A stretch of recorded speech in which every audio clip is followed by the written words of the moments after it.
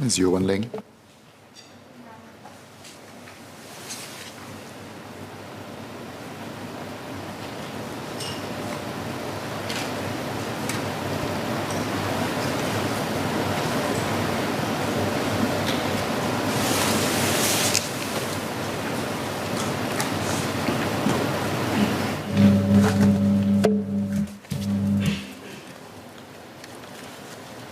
The government actively monitors the impact of the COVID-19 pandemic on the point-to-point sector.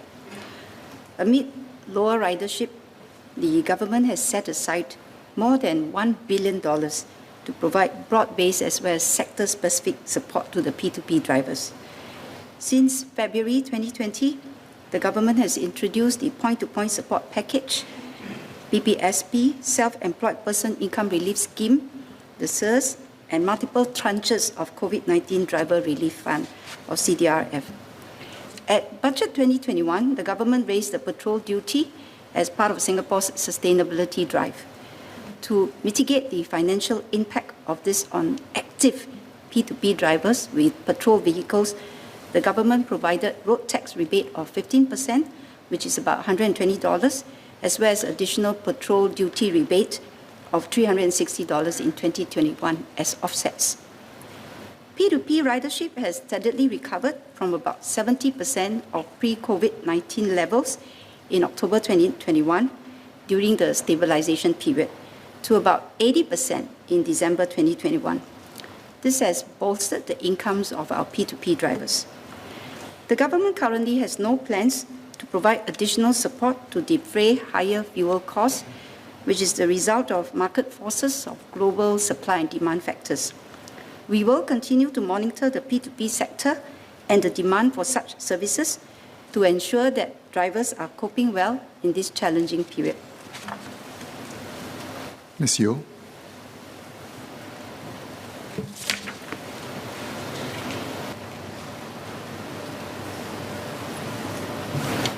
Thank you, SMS, for the reply. Our P2P drivers have given feedback on the rising costs to their businesses, such as the impending GST hikes, in addition to what we had mentioned about the rising petrol costs.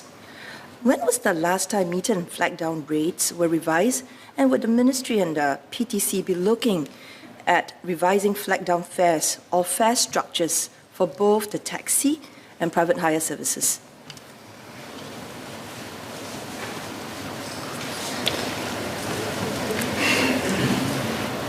Let me say that the government does not regulate fares.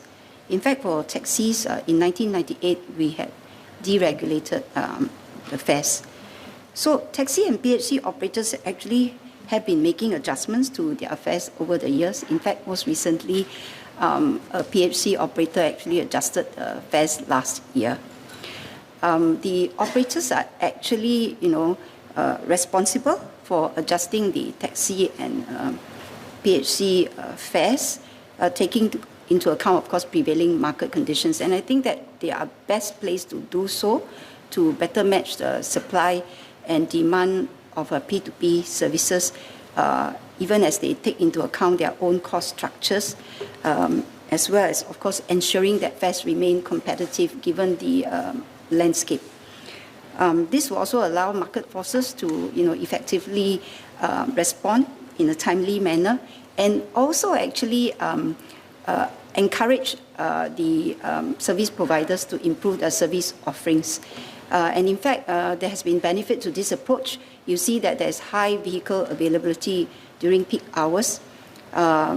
What the government does, it doesn't regulate fares, but what it does is that it requires the operators to provide the PTC, the Public Transport Council, advance notice of any fare adjustments, and we also want to ensure that these fares are transparent, easy to understand, so that commuters can make an informed choice. And additionally, what we have also done is to ensure that the P2P regulatory framework provides an open P2P market, so that the taxi drivers are allowed to multi-home instead of just driving exclusively for one operator. And with regards to fuel costs, for instance, one of the ways really would be for them to do more ride hail and reduce the mileage clock from plying the streets.